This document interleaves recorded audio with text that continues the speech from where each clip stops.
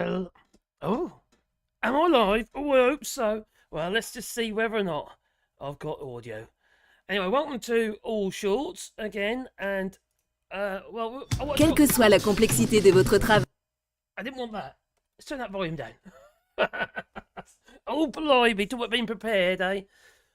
Well, someone shared something with me, one of the subscribers to this channel, and I've just been reading through it, and I've just ordered the book, and I haven't got the book, but I got an extract that I managed to put into a text format for you.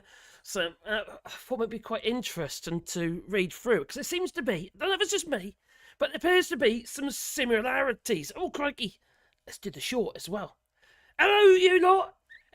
In the short. Okay, we're going to be talking about the Conservatives, the new Conservatives, and a book.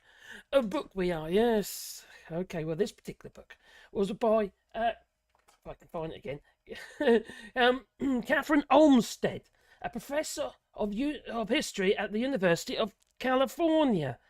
And I have to admit, it's a bit of a read, because quite frankly, there are some similarities to what we're living today, with people like Liz Truss, you see. Unfortunately for us, we're stuck with them.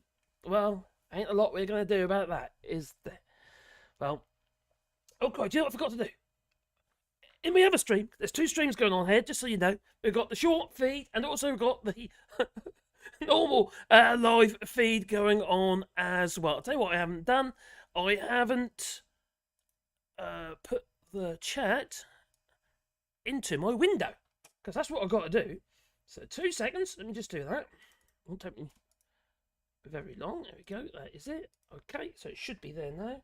It probably needs stretching about and putting into live chat, which I need to do in the short feed as well. If people are there watching in the short, we've got 7 people in the short already. Hello there, 7 people in the short.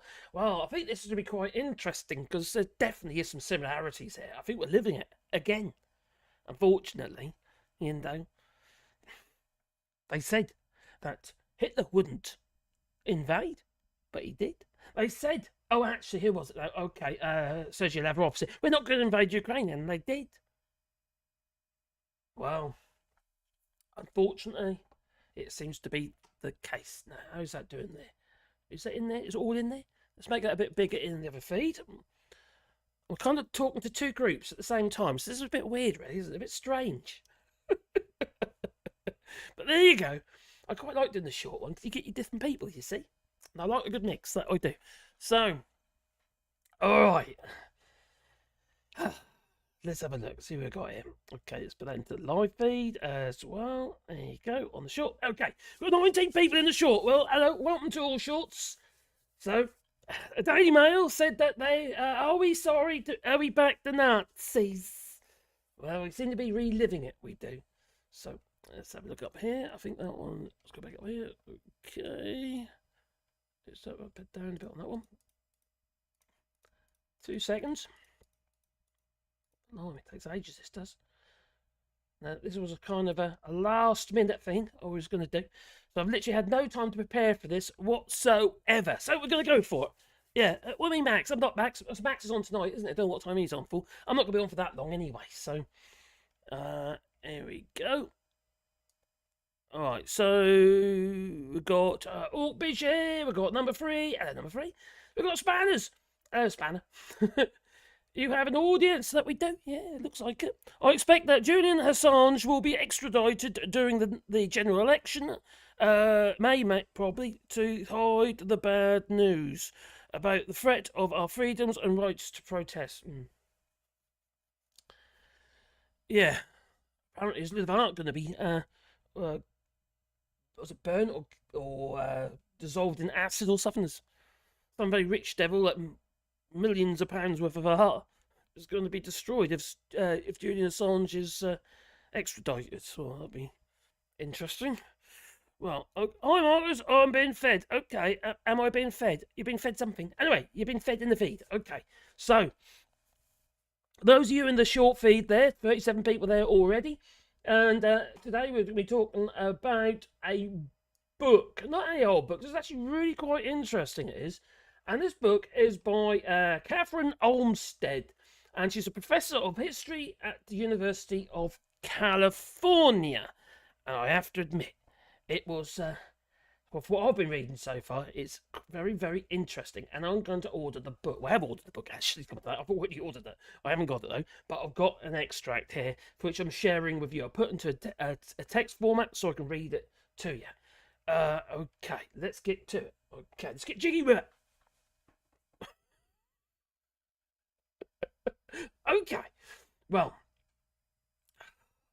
all right, here we are. Okay, now, 6 media barons were partially responsible for Hitler. They were Hitler sympathisers, and let's be honest. Well, let's be honest. It's just history. It's just fact. The Daily Mail was one of them, part of the Axis group of media.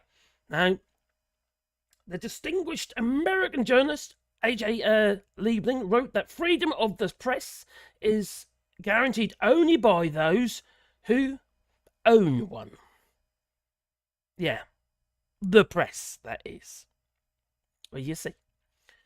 How such freedom was used or abused by 6 newspaper proprietors in the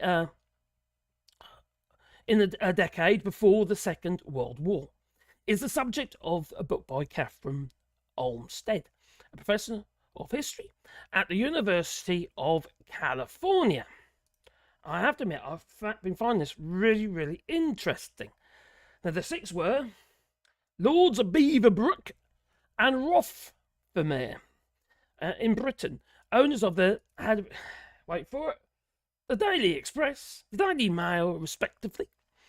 William Randolph Hearst, who at his Zenith controlled 28 newspapers spread throughout the United States. Right, and think about Rupert Murdoch and News Corp. You know, he owns like 90% of the media. One man. A little bit too influential, you see. Well, now Robert McCormick of Chicago Tribune, Joseph Medill Patterson of the New York Daily News, and Eleanor Medill Patterson of the Washington Times Herald. Now, the New Conservatives, McCormick and the 2 Pattersons were grandchildren of Joseph Medill and an early owner of the Chicago Tribune. Now, the pages of their newspapers, they downplayed Hitler's threat. Now, politicians at the time that regard newspapers as a critical importance in shaping political opinion. They were a tool to do a job, you see, to gain favour. A concept more nebulous than today. Now, today history is repeating itself, quite frankly. And most accounts of the fight against Nazi Germany, the Americans and the British, really get to be the good guys, you see. Well, a book, The Newspaper Axis, 6 press barons that enabled Hitler, by Catherine S. Olmsted. A damning indictment against 6 of the most powerful English language publishers of World War II era. I need to drink, my throat was killing me. It is. Don't know why, but it is. Well, although they claim to be patriots, they used their influence to downplay and condone and sometimes even promote Adolf Hitler's rise. Sounds a bit like Liz Truss, maybe. Well, the worst offender was Lord Harold Rothermere, publisher of the London's Daily Mail, and we know how they behave even today. A right-wing tabloid, still is, that sold more than 1 million copies a day. Obviously in paper form, not format. Yeah, okay, we don't really buy paper these days, it's all online, isn't it? Supporter of Britain's fascist black shirts, Rothermere gushed into print about how Hitler had saved the country from ineffectual leaders and had brought immense benefits to Germany. Now, Rothermere was even more fawning in the private letters he addressed to my dear Führer. They were best buddies. Maybe, I don't know. Rothermere's friend, Lord Max Beaverbrook, whose Daily Express was the only British newspaper with higher circulation than the Mail, and also belongs in the newspaper Axis. Oh dear. Okay, okay. I don't even remember there was a newspaper which had a front cover with some judges on. And it said, "Enemies of the people," it did. Well, it's reminiscent of another newspaper front cover, by the same newspaper, actually. Yeah, supporters of Hitler and right-wing fascism. And although he generally celebrated for his role overseeing war industries for Winston Churchill's government during World War II, Beaverbrook had previously insisted that Britain should stay out of Hitler's way, and that Hitler's exceptional astuteness meant that he wouldn't launch a war. Sounds a bit like Putin, doesn't it? The bigger threat Beaverbrook believed was Winston Churchill. Let's be fair, he did actually you laid down on his feet the manslaughter of 15 million Indians, I suppose. The feet of Winston Churchill, couldn't you? He ain't that innocent, though. Well, the two were long-time friends. Hitler, and Beaverbrook. And Beaverbrook's Evening Standard had employed Churchill as a columnist. But after Churchill's speech denouncing Hitler's annexation of Austria, Beaverbrook turned on him. Ooh. Not content with cancelling Churchill's column, Beaverbrook had told one of his reporters to compile a file of Churchill's statements that could be used to paint him as a warmonger. Winston Churchill a warmonger? We'll fight him on the beaches and all that, yeah. Saying he must be stopped across the Atlantic. Several influential American publishers agreed with Beaverbrook that, in Olmster's words, this is the author of this particular book, those who wanted to resist the European dictators posed a greater danger to their own country than the fascist leaders themselves.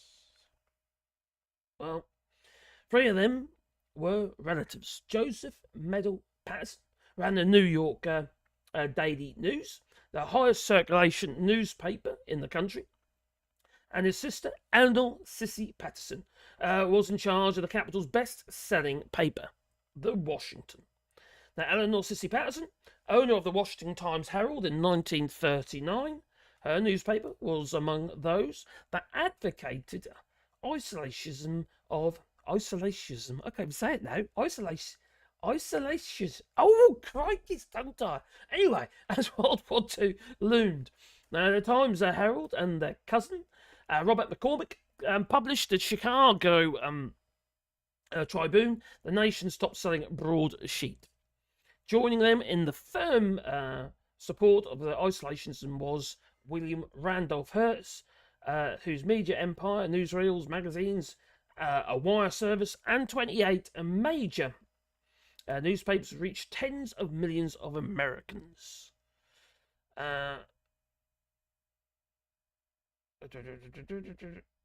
So I lost my place then. Hertz went furthest in his alliance with Nazi Germany. Now, he allowed Hitler and his second-in-command, Hermann Göring, along with Italy's Benito Mussolini, blimey, to write self-serving propaganda for his newspapers in the 1930s, and paid them handsomely for it. Now, after meeting with Hitler in Berlin in 1934, let me just check that over there. In 1934, Hertz enthused about the way Hitler had restored character and courage to Germany, and that same trip, Hertz struck a film swapping deal in which parts of his company's newsreels would be shown in Germany. Was it the one with the Nazis marching? Maybe. And would be shown in Germany, and in exchange, Hertz would place German newsreel footage, unfiltered Nazi propaganda in films shown to American audiences. Now, the Patterson siblings and McCormick had no affinity for Hitler, but they fiercely opposed any aid to Britain that might risk drawing the United States into the war.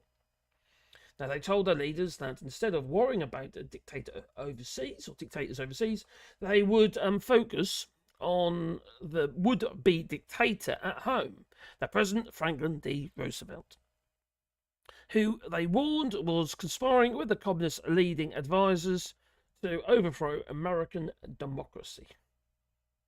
Now, the Pattersons, whose papers had supported FDR's New Deal during the 1930s, were latecomers to this line of thinking, and when Roosevelt backed the Lend-Lease Act in the early 1941, did they turn against him? No, but they made up for the lost time by attacking the FDR with the same ferocity that their cousins, conservative Chicago Tribune, had shown for years. Now, even after the United States entered the war, something to do with Pearl Harbor, I believe, Hertz, McCormick, and the Pattersons continued to depict the Roosevelt administration and America's allies, Britain and Russia, as Britain and Russia. That does feel hot. Anyway, as the country's most insidious enemies. Olmsted writes, the notion that the isolationists slinked away in shame after the Pearl Harbor and that nearly all Americans rallied around Roosevelt is mythology.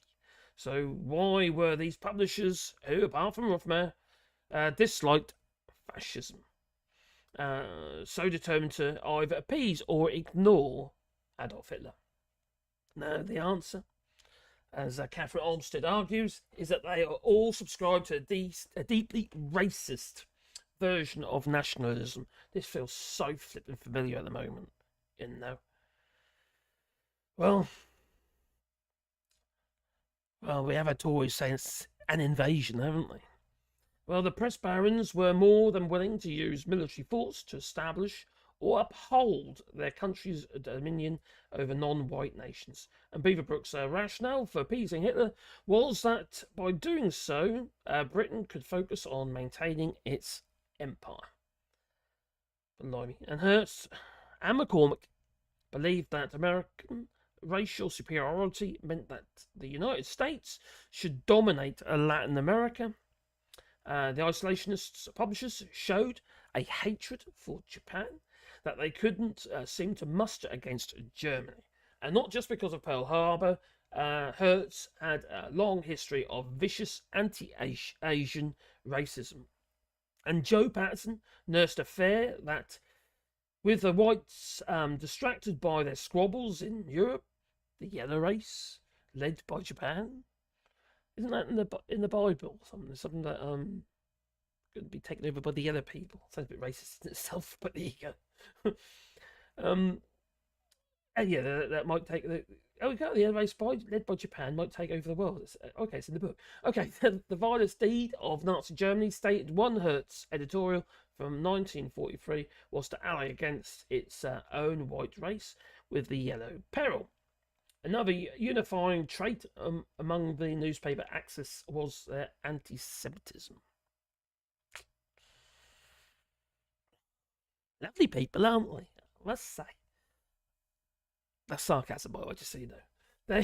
They espoused conspiracy theories about Jewish influence in government and believed that Jews themselves were to blame for the anti-Semitism. How'd that work? So they had little sympathy for European Jews suffering at Hitler's hands, and they suspected that American Jews were scheming to force the nation into war. An insinuation that appeared routinely in their editorials and posters. Now, Olmsted, professor at the University of California at Davis, sometimes overstates the case that these publishers enabled Hitler. But opposing the president in a wartime isn't the same as aiding the enemy, especially when the president truly is violating democratic norms, although the press barons were less concerned with FDRs. They just want to sell papers, pretty much. It's all about money, isn't it? natural abuses, such as Japanese internment, that there were paranoid fancies about him cancelling elections. Also, many other American newspapers failed to take Hitler seriously, just like Putin, I suppose, in the 1930s, and nearly all of them vilified the Japanese more than they did the Germans at the time. Obviously, things are different now. Although the Brexiters do try to, oh, look at Germany's economy, they say, don't they? Well, yeah, in many ways, the members of the newspaper Axis were especially despicable. Not only were their editorials extremists to the point of being rather unhinged, their news coverage was slanted too. And given that they had the loudest megaphones, same as what we see today, isn't it? There's always those with loudest voices get their point across. People fall for it. That's what I don't understand. It's just people fall for that hate. Now,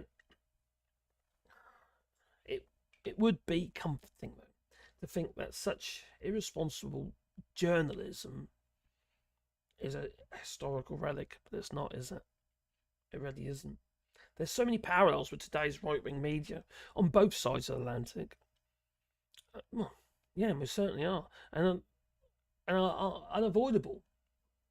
Displaying apathy or sympathy towards brutal dictators. Well, Putin. And maybe Trump, if he gets into power, he's been talking recently. Crikey. And if Liz Truss gets back in, she's got a bazooka. She needs a bigger bazooka. What the hell is that woman on about? Anyway, deriding efforts to address legitimate threats, such as the pandemic, for instance, coronavirus, as schemes by liberal elites, oh, Craig, anti-vaxxers and all that as well, blimey. It's just a way of controlling you, isn't it? Controlling the population. It's just frustrating. It really is frustrating. Anyway, who's in the chat? Hello, Vico. I've got a really dry throat. I don't know why. I got my beer. Oh, it's been to the hospital, I have. Still alive. And everything's normal, apparently. Maybe. Tories don't get tasered says, oh, hello, AllShorts and all. Hello to you. Clara Zoom's alter ego. Blimey, that's a long one. Afternoon, Marcus. Afternoon to you too. Evening, Marcus and all. And Marcus' biggest fan. Oh, the sound quality is much better on the other stream, is it? Why is that? I think you'll find that is a YouTube thing. Because I got my microphone all set up there. I'll check that out one. I'll watch that one afterwards, see what's going on there. I think the YouTube thing, I've heard that before. There's somebody else was doing a live streaming on the YouTube Shorts platform, and the sound wasn't as good. So it should be, because I got the proper microphone on both. So, cheers, Mark's biggest fan. Let's let us know. I'll have a look into that. I think it's going to be hit and miss at the moment. It's new. It's early days at the moment with the Shorts, I believe. They've only been doing it for the last 10 days. Evening, Marcus, and everyone, says David Harris. Each time I hear about the black shirts, I remember a tale that my uncle attended one of the Mosley's rallies. Blimey. He came home and Grandad horsewhipped him. Oh, they were the days. Blimey. Can't we get that a bit darker? Because I keep getting blown out. You see, I've got no control over anything really on the short feed. Very little indeed. Whereas on the other one, I've got more control. Although I think the colours look better on that one, or are they a bit too bright? Maybe a bit too bright. Hello, Tommy Gunn. Starting to like your granddad. My grandfather, he was one of the first people to walk into Belsen Camp, which is a bit of a frightening thing. And von Kramer was held in the. I think I've told the story before. Actually, they held von Kramer in the freezer. In the fridge, sorry, in the fridges or freezer, whatever, the coolers for the meat, and the meat that didn't have typhoid, it wasn't diseased. and they held him in there for his own safety because everyone there wants they got once in the war. At the end of the war, he's at risk of being killed. You see, need to stand trial, don't he?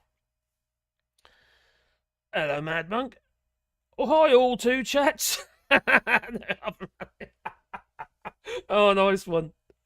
Oh. I know that access groups has been facetious. The Nazis were not just about dictatorship. It was racism as a religion, and it was the living evil. It's all Aryan man and all that. Let me just get this bit. I look wonky. All right. Okay. So hello and hello. Oh, crikey. Yeah, I've got two. Yeah, there's two streams streaming this. In the mainstream, I'm showing the actual document that as I was doing it. You know what I mean? But I also want to have a look at right wing,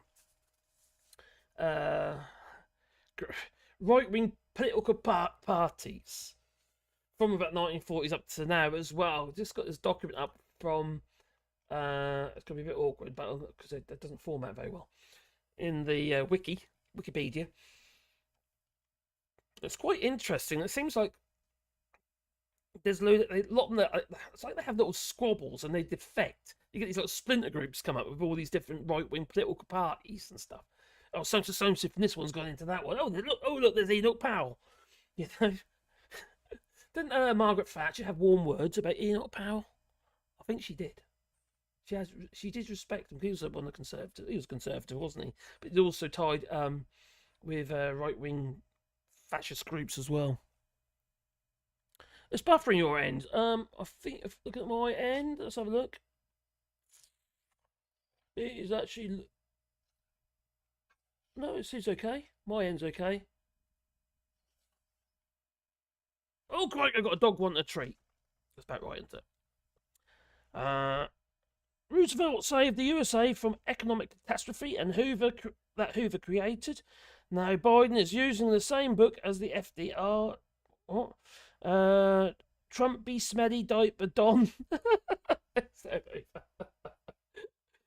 I was watching a video clip of someone, and it was that Donald Trump. He's been wearing a nappy since the 90s, apparently. I saw a review of him. And I thought, hang on, has he had a dump? That's what's beginning to wonder, you know. Oh dear, medical conditions and all that.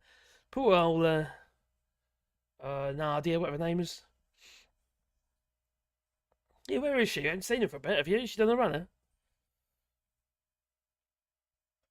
This is not the Nazi. This is not a Nazi Germany. This is Stalinist horror.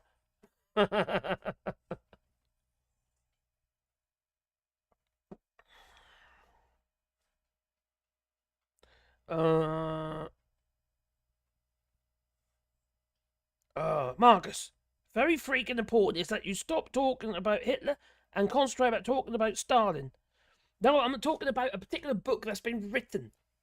Okay? And that's what's in this book. And I think it covers quite a bit, so it's quite interesting. And that is what Putin is. Yeah, I know, I do agree. And that's what he wants to be. That and Mussolini. It's actually frightening how many Brits and Americans are openly supportive of Putin. I know, that is. Is it surprising, though? It's frightening, but is it really that surprising? When with Brexit and what have you, the people that came out of the woodwork, all those fascists and racists, they crawled out from underneath their stones because during the Brexit campaign, pushing Brexit, and none of them even understood Brexit. None of them understood the European Union. It's the same with the farmers and what have you. So I'm not saying that they're racist and Nazis and stuff like that. No, but fascists. I'm not saying that. I'm just saying that it seems to me that many of them didn't understand their own industry.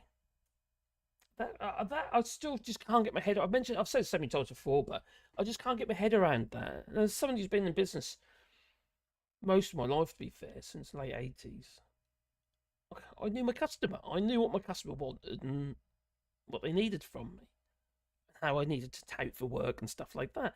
But when it comes to the farmers and the fishermen, it's like they didn't have a clue. You know, it's 40% of the European Union's budget goes towards the agricultural sector in Europe. You know, within the European Union, sorry. And the UK was in that. 40% of its budget. Now, the European Union's, crikey, GDP, I can't remember it now, is around 16 trillion. The US is like 23 trillion. 16 trillion. That's a hell of a lot of money, you know. And there's rules here in the EU. For instance, if you're talking about farming, what have you, you can't sell, even though they're complaining and obviously protesting, as you know, the farmers, they cannot, there's no store can sell something at a loss. You can't have loss leaders. That's not legal here. In the UK, they do it all the time, don't they? Get people through the door and the view that you're going to buy something else, and that makes up the losses. And this kind of how it works, but they still, obviously, the farmers want to they want it always. They do get squeezed, I have to admit. You know, I don't think it's as bad as what they're trying to make out. Yeah, okay, there's regarding the imports of grain and what have you from Ukraine, that is affecting farmers, what have you. Poland, I think you find it's a massive catastrophe. I haven't looked at the details. I was reading something about a whole load of grain that had been destroyed coming in from Ukraine.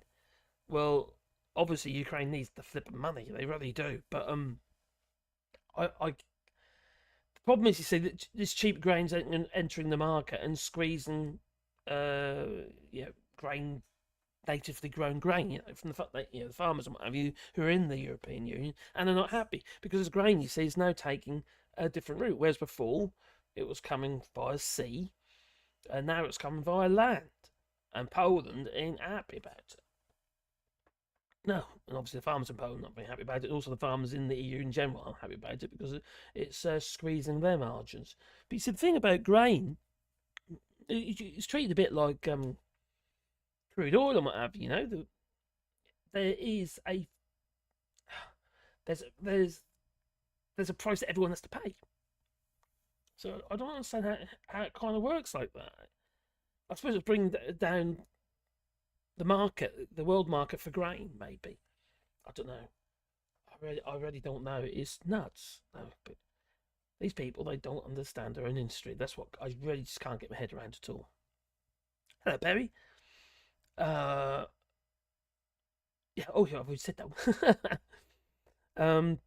European Union is now a beacon of democracy. Finland was the only one after World War II. Now we have the EU. It's democratic. At the end of the day, all the representatives within the European Union were democratically voted by the people. The representatives were, and then they make the decisions that we've elected them to do so. Just because we haven't been bothered in the UK to vote for our MEPs, well, then, quite frankly, it's our own fault. They're still going on about it. That crikey. The people who run, the bigwigs, von der Leyen and all that. She's going for another term, I believe. Or she gets voted in by the people that we've voted in. What's this democratic? It's daft. Yeah, there are two streams. I know. I'm multitasking. That clever. Trump is completely unhinged. I'm not arguing. He's just a nutter. What he's been saying recently, you know, it's crikey. Oh yeah, go on, Putin. You're gonna invade. Have a whale of a time. Have a drink on me. You know. Blimey, these people.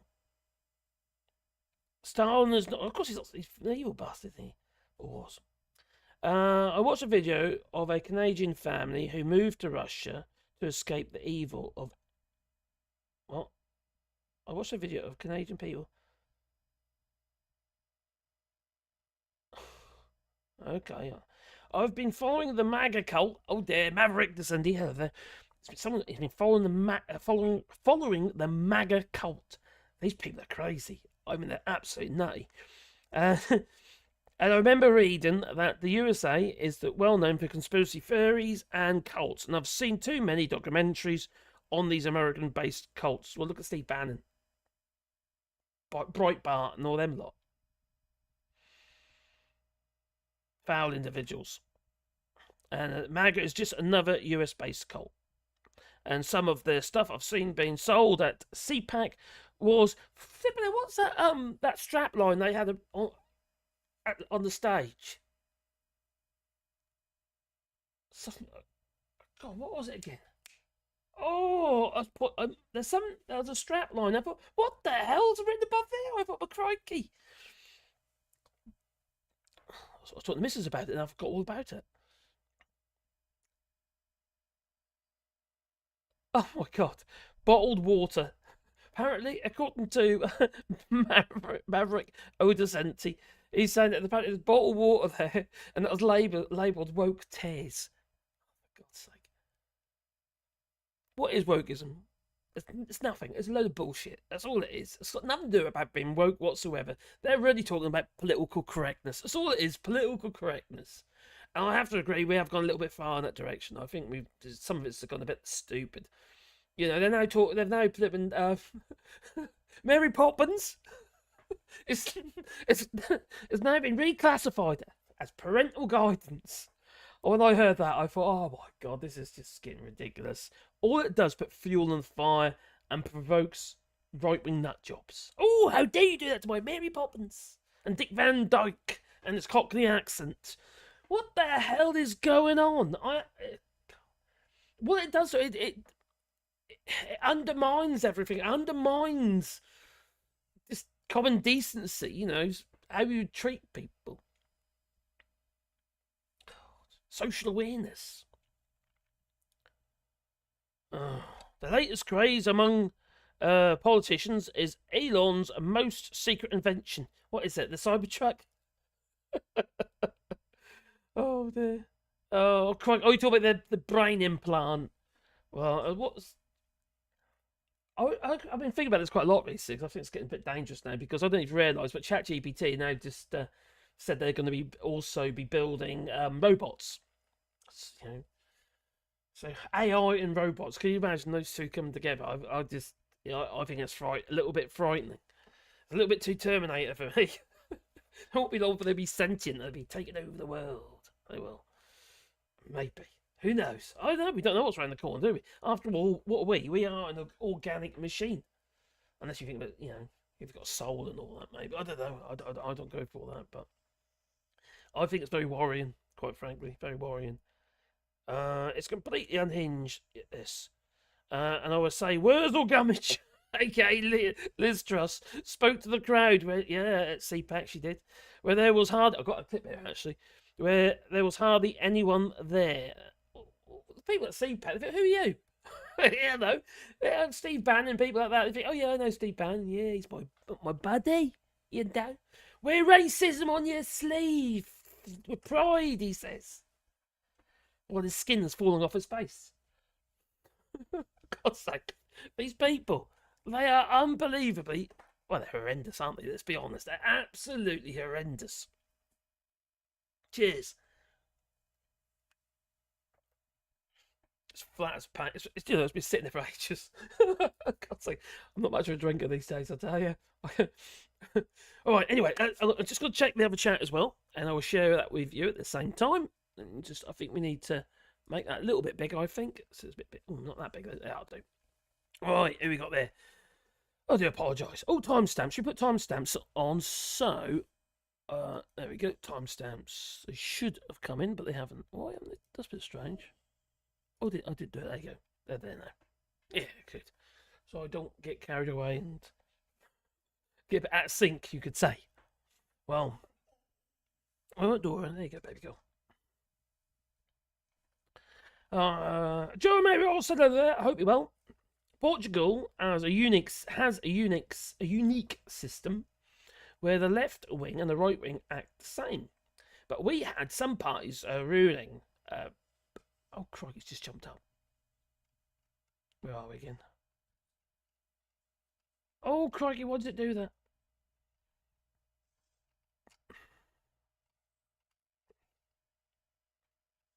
Why does it do that? Oh, it's really annoying.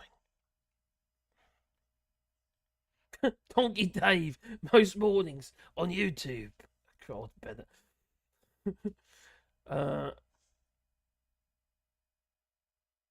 Nick Young, what's it?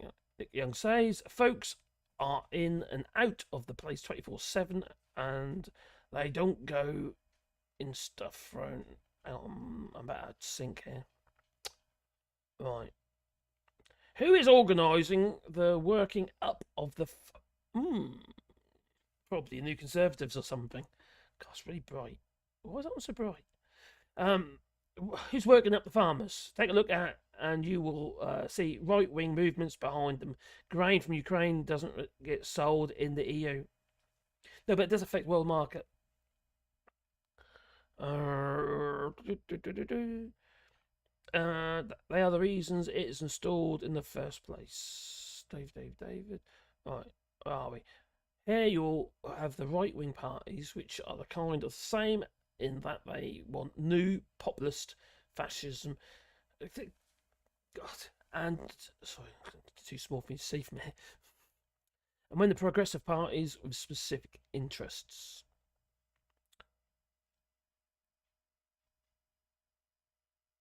Oh, crikey! Alistair Care needs to go and save the hospital. You better go and do that. 8:03, I'm a bit out of sync. Let's come back down. 8:12. Okay. Elon has opened my eyes to hypocrisy. Really? You don't say. And the far left. Though the most ardent leftists in the American show how progressive they are by driving Teslas and making Elon wealthy. And then there's Elon Musk complaining about ChatGPT because ChatGPT was open AI, meaning it was open source, which means it's kind of not for profit kind of thing, and now they're worth 100 billion. It's sort of whinging about that a bit. That'll teach them, wouldn't it? You know. Some unionist tool accused me of desecrating the Scottish satire by putting the EU stars on top of it. He has obviously never seen the Union flag. Oh, dear. I like your stars, okay?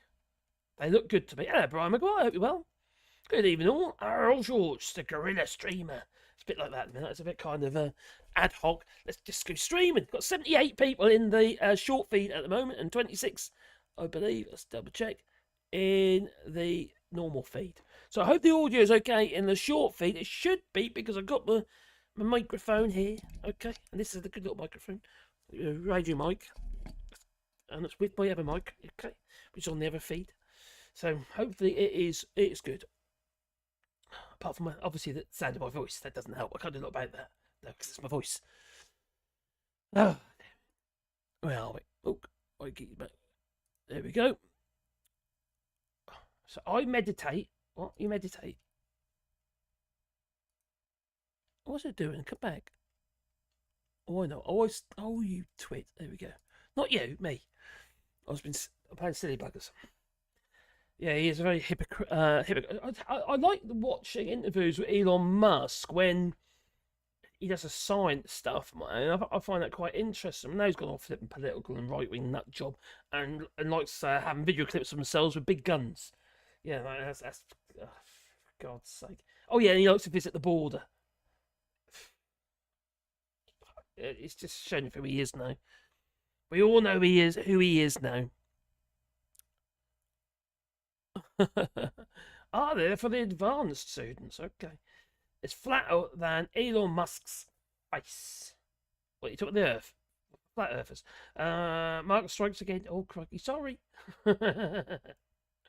Number 3, I meditate without the videos, and in my 40s, and meditating since I was age of 8. Crikey. You know, that's what I need to do. I need to meditate or do something to calm my mind. Because everything's going on around me. My head's a complete kerfuddle, it is. when I watch all the stuff that's going on at the moment, I think to myself, crikey, people believe all this shit? What the hell's going on? You hear all these right-wing conspiracy theories, and the Earth is flat, and the chemtrails, and there's I don't know, microchips in the vaccine, and all that sort of stuff. What the hell is going on? I find it a bit flabbergasting, if I'm absolutely honest. I really do.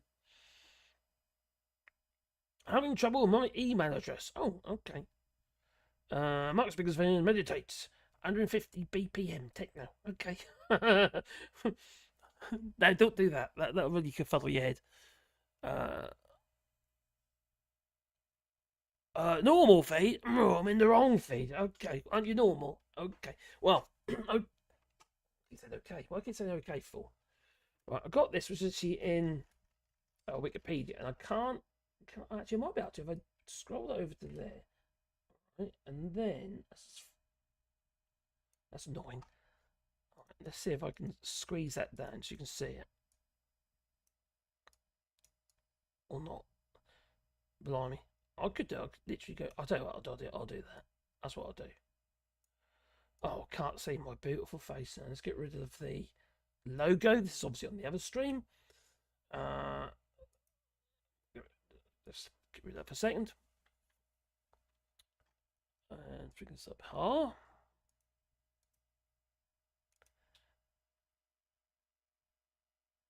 Right, not that one. And funding. Right. Blimey, I found it quite interesting reading through this. And although I can't remember after because it's just so much of it, so I'll briefly just go over it. I don't want to go over Max's live stream really. I don't know when it's even on. When's Max's on? It's about 9 o'clock my time, is it? Okay, up we go again. Up we go again. Let's start with the League, the British League of Ex-Servicemen and Women. That was formed in 1937, and the Soldiers' Welfare Group was taken over by Geoffrey Ham in 1944. Then we had the British People's Party in 1939, the BUF member and former Labour Party MP John Beckett. And they campaigned against the Second World War and continued to exist until 1954. They have the English National, so many of these right-wing parties, National Association. That was from 1942 to 1943. With Godfrey officially running as independent, although finished bottom of the poll with only 254 votes. Or 58 votes. In the 1950s, we had the British Empire Party. That sounds a bit more like that sounds like I don't know, a Farage type party. That one does. A British Empire Party was a minor right-wing party in the United Kingdom and was founded in the 1950s by P.J. Ridout. And the League of Empire Loyalists, 1954 until 1960s. Defence League, oh my god, the White Defence League was formed in 1958 as a splinter group from the League. There's all these splinter groups, you know, little arguments, and then and then they move on to the next, Don't forget people don't like Bunhouse Channel, you know. And LEL's refusal, so the League of Empire Loyalists. That's a mouthful, isn't it? And the WDL was vehemently against non-white immigration. Sounds a bit familiar, doesn't it? And they got a National Labour Party. That's 1957. The two merged to form the British National BNP Party in 1960. Yes, in the 1960 we had the British National Party.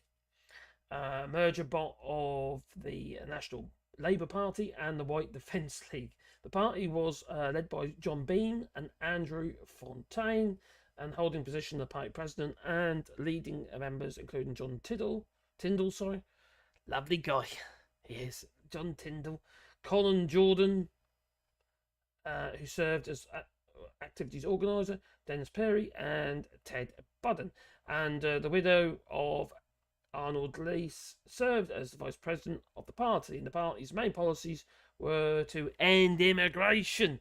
Oh, doesn't it sound a bit like the Reform Party? I think so.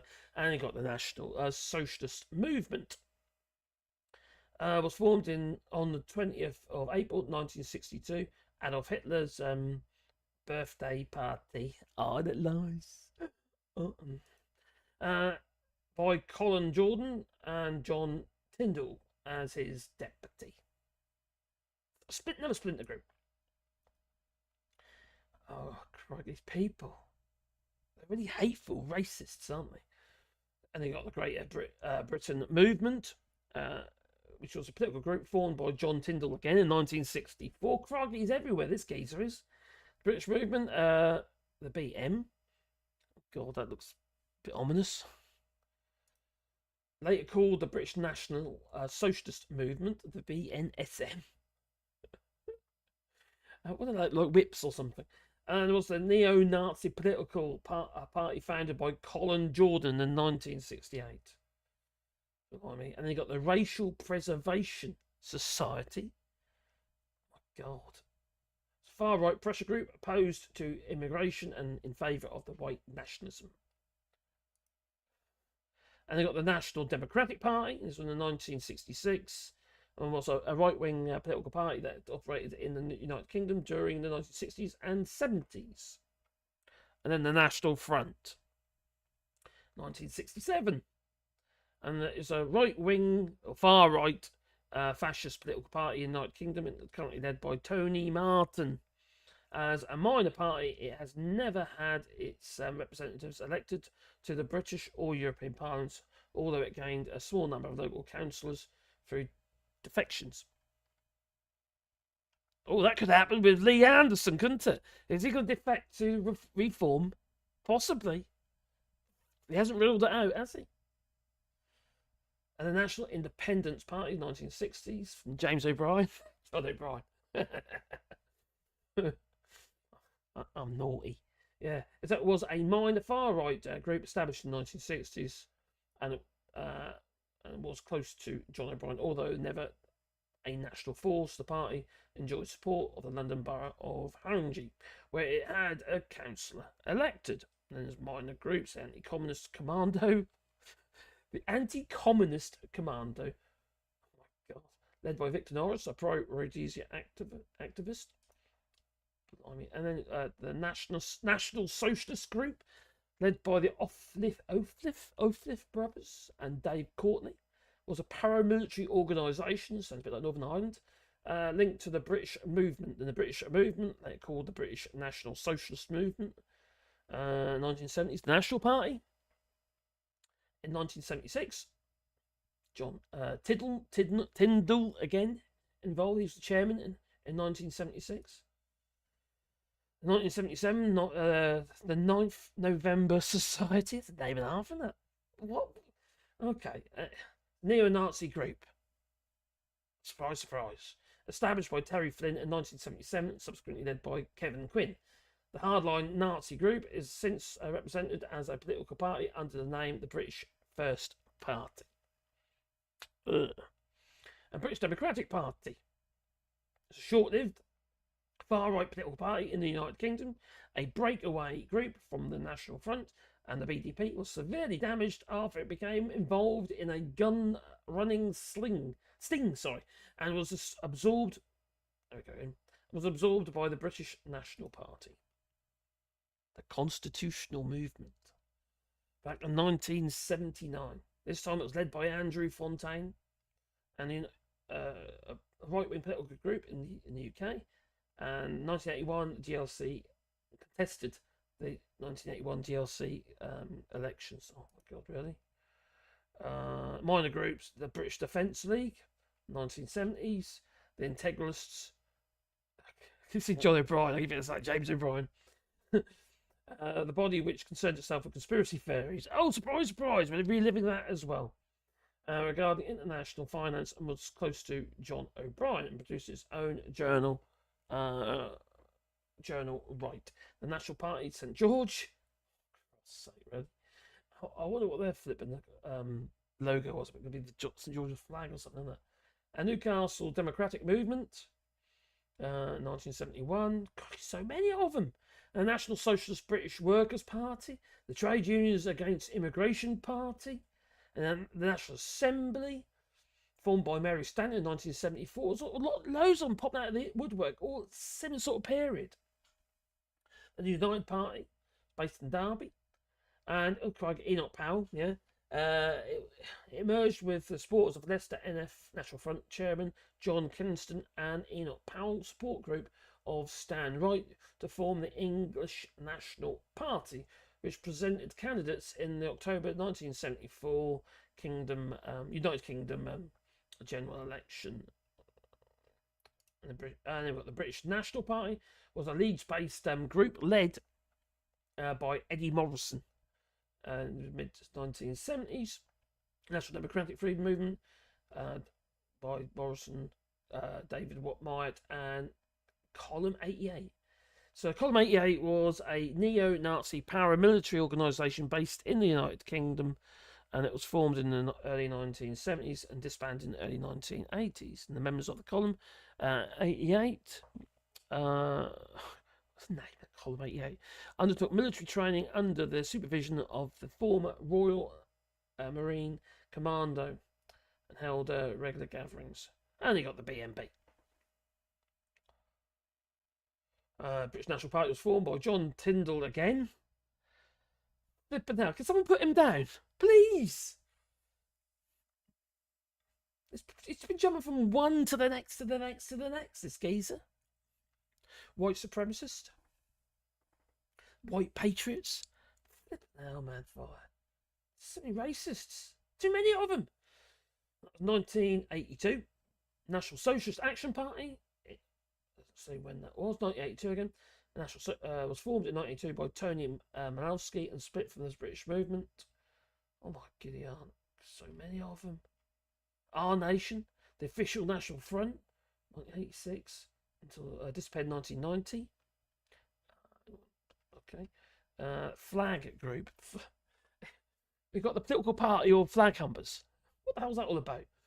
Flag Group, which is a far-right political party formed from one of the two wings of National Front in the 1980s, formed in opposition to the political soldier wing of the Official National Front. In national third position, oh my God's sake, so many of them. Minor groups, got the White Nationalist Crusade in 1981, the Association of British Ex-Servicemen in the 1980s, you've got the National Action Party in the 1980s, the UK Patriotic Front, and that was by John Tyndall again. God's sake, that was 1982, and it was dissolved. Okay. So Joe Butcher took over in 1984 and was dissolved a year later. National Socialist Workers Initiative was 1980s, eco-fascism, what have you. And the English Solidarity in 1988 by John Birdwood. How many more John Tyndalls are there? National Democrats, established by Ian Anderson in 1995, and the National Socialist Movement in 1997. God, Bennett. Oh, quite, it's getting to 2000s. A bit near, yeah, a bit close to home. White Nationalist Party in 2002, and Eddie Morrison again. So they keep, oh my God, political wing of the Aryan White People Unity. Yeah, and the page doesn't exist. It's probably been deleted. England First Party. God, Bennett. EFP. Mike Cotterill again. Cotterill, sorry, in 2004. The Nationalist Alliance in 2005. See, there's lots of names here. They keep popping up again and again and again. And some of these parties were banned, weren't they? New Nationalist Party was a small party founded by former members of the BNP in 2006. Epping Community Action Group. Well, they just go to the village hall or something, you know. The Tiddlywinks. Tiddlywinks. National Action, 2013. Benjamin Rain, Alex Davies, Oh gosh, a neo-Nazi party comprised of post-war World War II militant social and political movements that seek to revive and reinstate Nazi ideology. There's just so many of them. I never realised there were so many. I know a lot of them are quite small, but I never realised there were so many of these splinter groups. And also fascist parties and neo-Nazi parties. Same thing. Britannica Party. There's a small party founded by Charles Bale in 2011. Britain First. This geezer, he's a right nut job, he is. Jim Dawson. There's two of them actually, it's not just him, but they're unbelievably ridiculously stupid. And British Democrats. It's in 2011. Who's up by Nick Griffin and God. Oh my God, all flipping interconnected. Nick Griffin, British National Party, also the UK Independence Party, UKIP. They've gone really right wing now, haven't they? Britain Movement, Civil Liberty. It's a fundraising organisation for UK nationalists, and that was run by members of the far-right National Party, the BNP, and British Democratic Party, the BDP, and has been described as a front organisation. The BDP brings together all the hardcore Holocaust deniers. Patriotic Alternative by Mark Holland in 2019. So it's still about. He was a former director of publicity at the British National Party and the British Hand. These people are dangerous, don't you? It's a group founded by a 15-year-old teenager. Blimey, indoctrination must be. This was in 2020. Since then, the British Hand has been at the root of hundreds of far-right propaganda being released online. He's gone modern. That's because he's 15. Well, that was 2020. So, what would he be now then? He's going to be, 19, isn't he? Right, yeah, especially on right-wing social media groups such as Telegram, which has led Hope Not Hate to start on an undercover. Well, the organisation Hope Not Hate has started an undercover investigation on this group, and later writing an article on exposing the far-right terrorist cell. I might have a look at that. The British Hand started by a teenager boy recruiting fellow extremists on social media platforms such as Facebook and Instagram. They've got so much to answer for, haven't they? These social media. And it goes on and on and on. And now we've got Reform Party. I didn't see Reform on there. How come Reform's not on there? Maybe it hasn't been. Oh, crikey, that makes sense. Where's Reform? Shocking. There's no Reform. Where's the Reform Party? Well, most of these right-wing parties were mostly based in England. You had to do that, didn't you? You old Scotsman, you. It's the English. It's always the English. It's our fault. We did it. Blimey. Hello, David Harris. Quite a D-Day anniversary. That's right. Hello, Jay. Why did the lion eat the tightrope walker? It wasn't a well-balanced meal. Oh, dear, that was a joke. Don't give up the day job. Hi, Tom, Marcus, and some of the guys have a ride out to Marsham, North Yorkshire tomorrow. It may be wet motorcycle ride. France may be later in the summer. Take care, everyone. If you've got France, you have to come down our way. It's lovely roads around here. Stalin, I know, but I want to talk about Stalin. I'm not talking about Hitler at the bit, am I? I haven't mentioned Hitler for ages. Right, put the chat back in. Over here.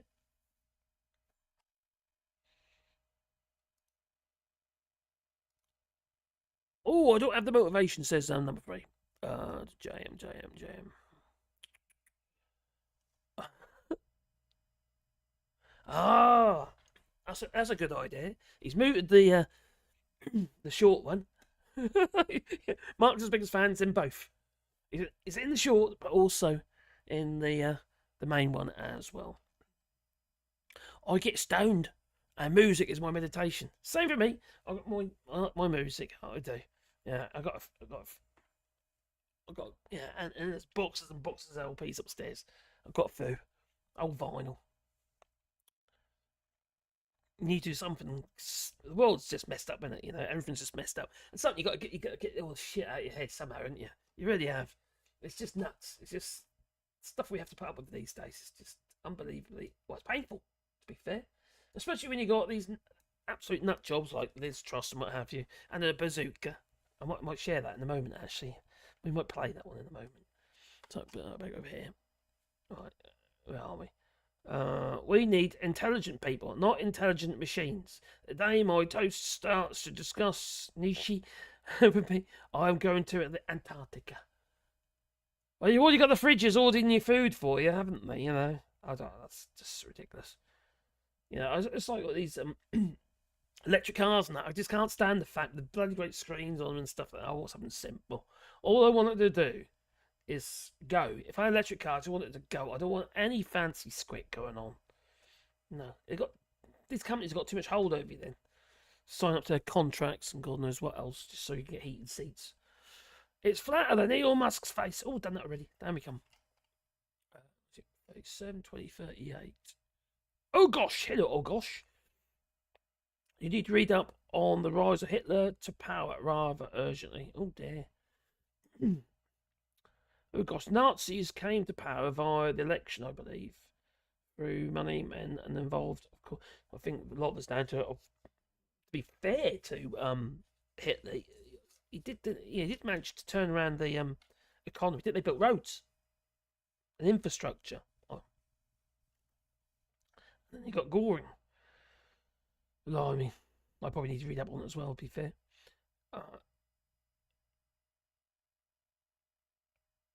It's the largest Democrat by no way was it the rest of the UK's thinking. But no, it's definitely what Scotland's thinking, isn't it? What about Wales, for instance? Is it the Welsh thinking? I don't know, maybe. But the Welsh blame the English immigrants. Maybe, I don't know.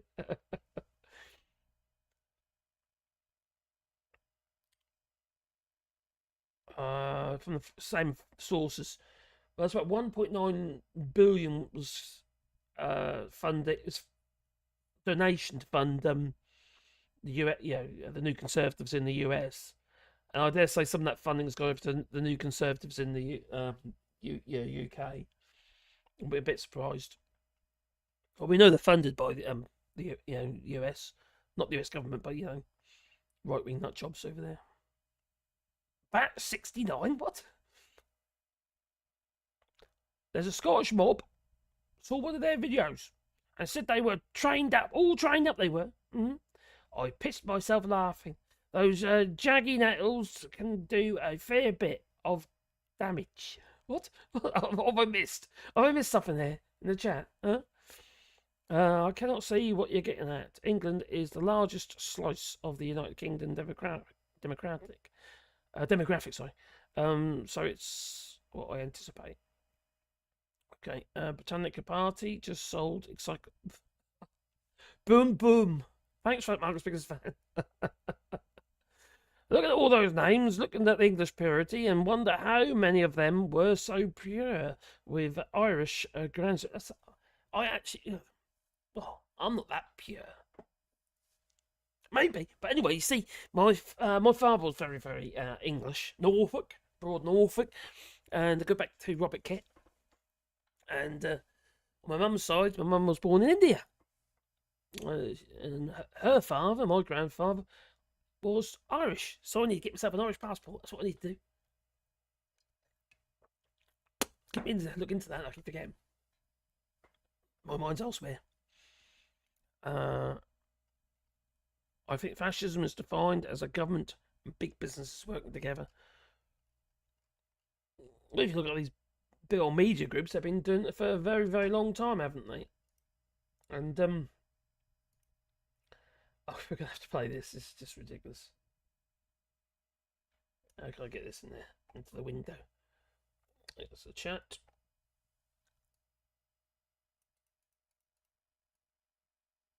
I know it's going to be a bit wonky. I'm going to put it over here. Don't worry, it's not The Guardian, though. But I think we need to... It's about the bazooka, okay? You may have seen this already. Because it's kind of everywhere. Let's turn that mic off there for a second.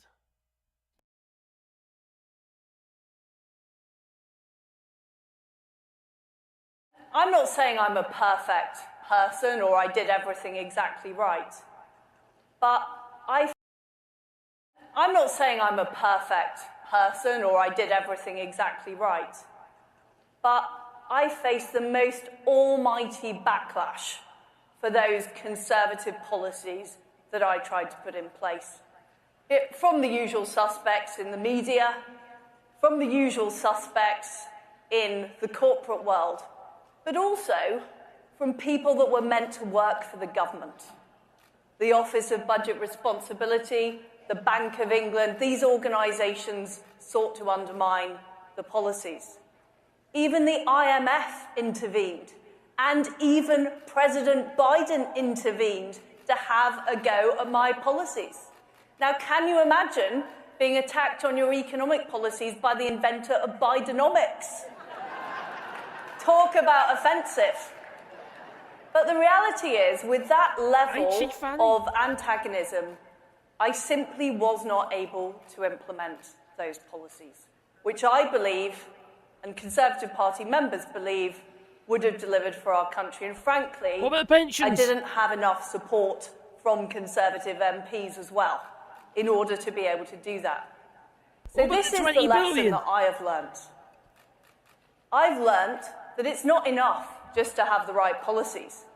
It's not even enough to get the position of power that you need to deliver those policies, because Conservatives are now operating in what is a hostile environment. And we essentially need a bigger bazooka in order to be able to deliver. You've got to have a big bazooka. Ooh. And I think we have got to challenge the institutions themselves. We've got to challenge the system itself. And we've got to be prepared to take that on as Conservatives.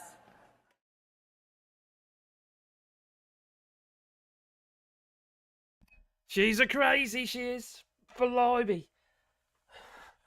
I've only seen the short clip of it originally, not this piece, 2 minutes of it. And she's so hard done by. It's everyone else's fault. But what happened to the pension fund, the pension pot? What happened to the fact that Andrew Bailey of the Bank of England had to sell off 20 billion in government bonds to plug the gap caused by her? And there was suspicion it could have been up to 80. They're prepared to let go of 80 billion in bonds.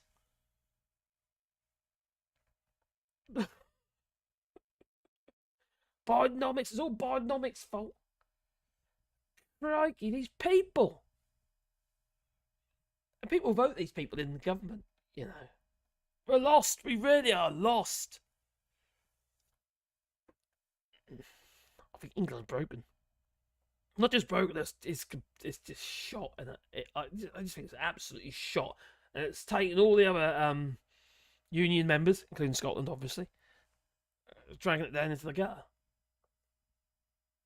I don't know if Wales actually accepts that, but did the Welsh accept that? I don't know. At least you got your 20-mile-an-hour speed limits there.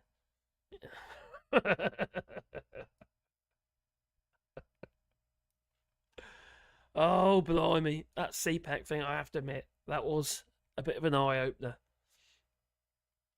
I'm just saying. Oh, go away. Not you do that. Alright, so where are we? The earth may not be flat, but the water also does not bend. Can you bend water? No, you can't, can you? Not really. Bazooka pie. Are you referring to Liz Truss's pie? Because she did like her pie, didn't she? Oh my god, that woman.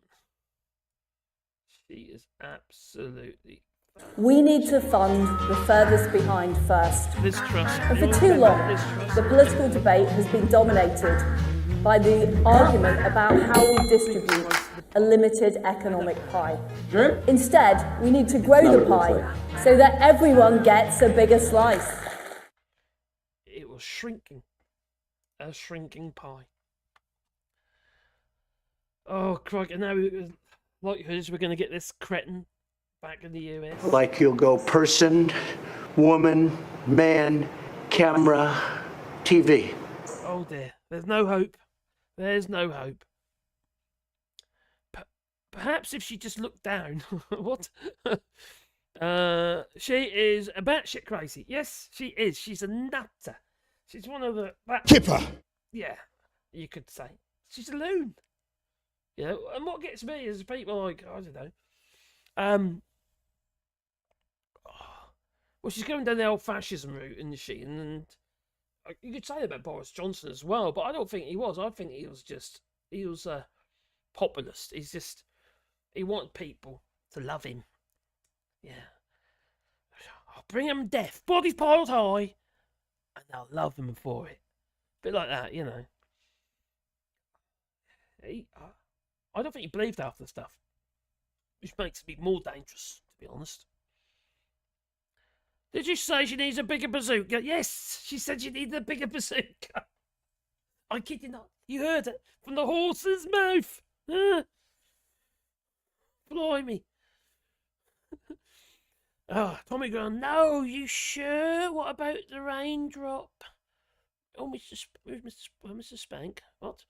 What does Tommy Gunn say? The earth may not be flat, but water also does not... Okay, I get you now. Truss is giving dumb blondes a very bad name. Yeah.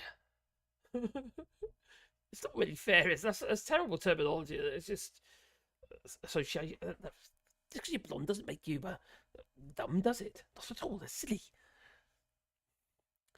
Number 3 is gifted 5 AllShorts memberships. Oh, brilliant. Excellent. Well done, mate. Doc Davies, Toys Don't Get Tasered, Andrew Evans, Cray Library, and Cathal OG were all gifted memberships by number 3. Thank you, number 3. Oh, dear. Take care, Tommy Gum. Number 3 is free. Number 3, thanks, bud. Oh dear. Night, everyone. Night, Brian. I'm clocking off in a second as well. She's giving Pie a bad name, is Liz Truss. Yeah, she's an absolute loon. The furthest behind being her shoulders' rear end. Oh, crikey. That dress she keeps wearing as well. It's just like, was she wearing the same dress? That's a good point, actually. Was she wearing the same dress? This is Dave, head of...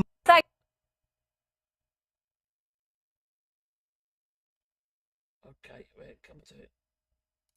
Let's get that. The CPAC revolution, taking back our parties. What the hell? Is she wearing the same dress? No, she's not wearing the one with the weird shoulder pads. Oh, damn. I mean, if Liz Truss just looked down, would she get some bazooka-related inspiration at all? I don't know. I don't know what that means. Oh, crikey. Got to have the pork markets. Pork markets. You change the subject.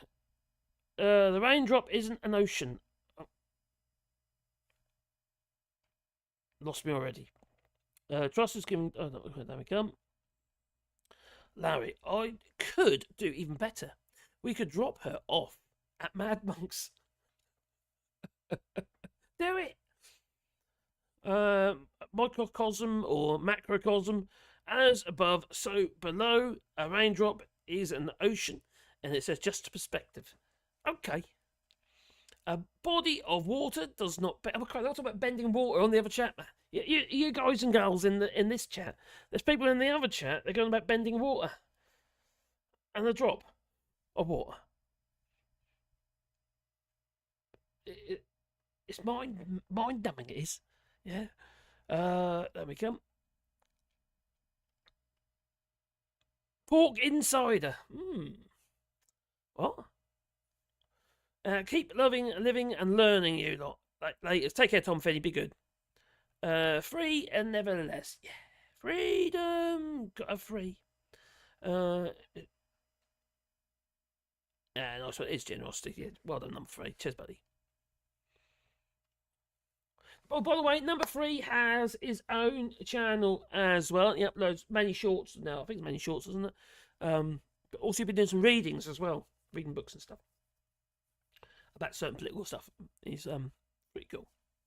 And anyone who puts their neck on the block and gives it a go, I have all the respect for.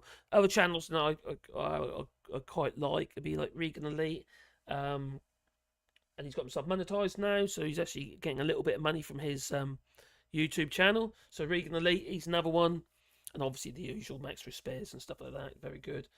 Political X, I like. There's a few out there, There's a few out there, and all a little bit different. I think Mad Monk 33 needs a channel. Crikey, don't forget his brother. Mad Monk's brother. He's got his Scottish channel. Indie Truck Davies. Don't forget them. Let me come. Scrolling up. Oh, thanks, number 3. She may not be human, or is she, but possessed. All these flipping Tories, whenever they do anything, whether they do stand-up comedy, they all look robotic. There's her look like she's stacking boxes. She's doing this all the time, isn't she? Liz Truss. What's that all about? You got dead-eyed Richie Sunak, and obviously his uncomfortable silences. I just can't get my head around it. It's just unbelievable. It's uncomfortable. And people around the world are looking in. They're looking in to see what's going on, aren't they? What the hell's going on over there in the UK? Embarrassing. It's really embarrassing. And I suppose the United States also got South Carolina, for instance. What's going on there? Oh my God. They can't all be that crazy. Make you wonder, doesn't it? Anyway, I'm going to call it because I'm probably treading on Max Spears' stream, although I can't compete with him anyway, so there you go. So I'm going to call it a night, and thank you very much for joining us tonight. And it was just a bit of a last-minute stream, so I thought I'd just give it a go.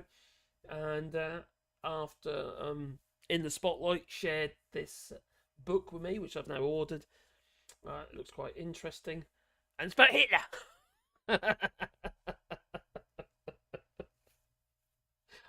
It probably mentions Stalin a few times, I'm sure.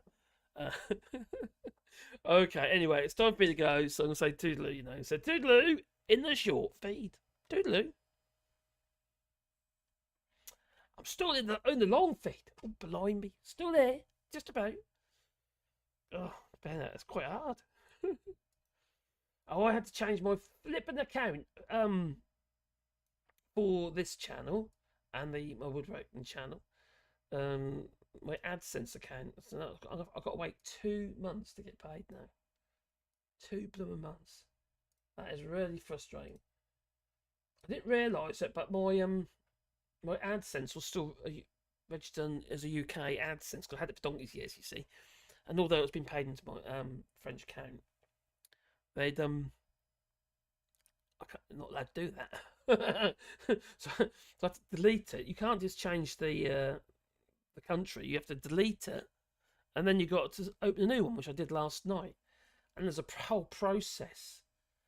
I got the new account verified, but then you have to once YouTube sends it any little monies that I might get into the accounts as a balance, they'll then send me a PIN, so by post, to verify my address, and it gets verified. So I get the PIN, put it into the soft, online, and then I have to verify my bank account because they put a little payment into your bank, tiny little payment into bank account, whatever that amount is. You have to put it in online, and then your bank accounts get verified. I've estimated it's going to take 2 months. I'll give it so next month. I am going to be absolutely buggered. I have no money at all, so I don't know how we're going to survive, but I'll find a way. Get a shutter job to do. Makes me shutters for somebody. I don't know what I'm going to do, to be honest. But there you go. These things are sent to try, aren't they? I had to do it. I want to keep things above board. You know, it's like when things weigh on your mind because you think, hang on, something's brought to your attention. What you need to deal with that. I need to sort that out. Can't leave it like that. So I just did it. Hey, in the spotlight. Cheers for sharing that with me via email. That's what I've been talking about, mate. About the that book by Catherine. I've got a name now. Oh, blimey. Where was it again? Catherine begins with O. Where is it again? Up we go. Oh yeah, Catherine Olmsted, and the book which was called. Let me come on, the newspaper Axis. 6 press barons who enabled Hitler. I've ordered the book actually, so thanks for that. That's pretty good. Billy Kershaw, hope you well. What's going on there? It's just jumped right up. Didn't see you there. A raindrop is not an ocean. Here we come, down we come. Do some limited edition artwork, AllShorts. I could do that. I think almost have a limited edition. I could do that. Who would want it though? Well, it's got to do some oh, what are they called again then? Oh god, so that digital art stuff. Like the Trump pictures. He sold all that, didn't he?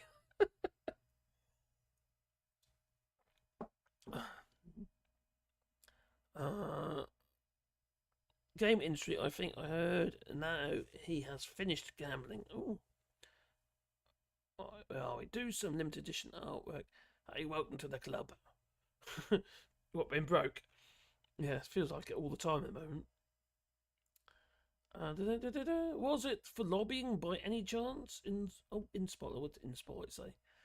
Scrolling up. There we go. Another Tory suspended. Oh, Scott Benton. Oh, crikey, he's the one who was getting that. He got payoff, didn't he, by the gambling firm. Which one was it again? William Hill or something. He was getting a bung. Well, I think he got 10 grand here and 20 grand there, and then he was there he was trying to promote and push or relax gambling laws and stuff. Oh, see you all. Take care, Joel. Thanks, buddy. And eat bacon and drink beer while you can. Oh, be sure you all take care. Take care. Take care, number 3. Be good. Spank goes toodaloo. Toodaloo to you too. Good night, Tommy Gunn. Nick Johnson, good night all. Good night. Bye bye. Bye, peeps. Off to catch Max. Yep, no worries.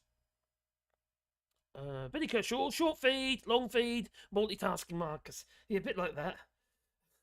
It's a bit interesting. The short one works a little bit different though, because it goes into the short feed as an intro, and then it clicks through to a short live. You click on the little grey button at the bottom and you go to the short live. So it's all a bit new to me at the minute. So I need to find out about the audio on it though, because it's not because me. Oh god, I just realised I didn't plug it in properly. That's why the audio shit on the short feed. Never mind. Good night, everyone. That would have been echoey. That would have been. Sell the bike. It's not that easy, I'll tell you. Some things here in France, but cars and stuff like that, you've got to go through a hell of a process. You have to register it for sale on the Ants website first. I don't want to sell the bike. It's not. I won't get that for it anyway. Sony to lay off 900 workers in its PlayStation division. Blimey. A manure protest. Okay. Anyway, some videos will say toodaloo, so thanks a lot for watching, and I hope to catch you all later. Toodaloo.